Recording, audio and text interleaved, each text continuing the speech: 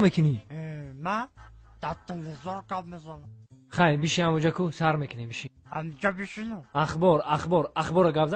پول تو اینمونم. السلام علیکم تماشاگران عزتمند. اینک برنامه تلویزیون اخبار است تلویزیون سفینه.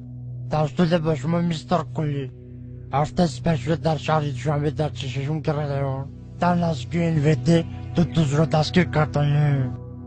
صدراعظم نجمی و بهرام غفوری ساعت 12 شب به نیت غارتگری از خانه بیرون شده و خانه عبیدالله سعدالله حمله کردند.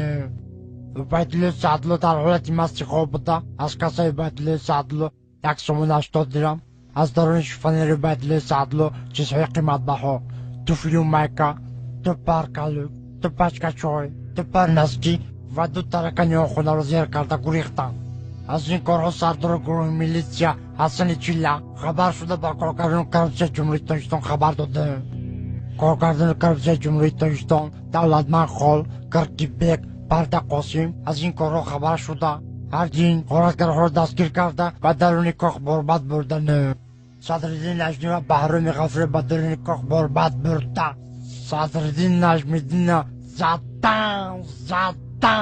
زدن تا با قدم خدا و اسم میکنی. ای رو تسیا کدامی ژورنالیست دروغ میگه؟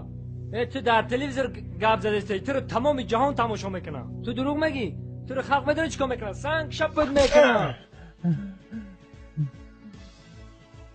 نخود ژورنالیست دروغ بگه. چه دارو بزنی؟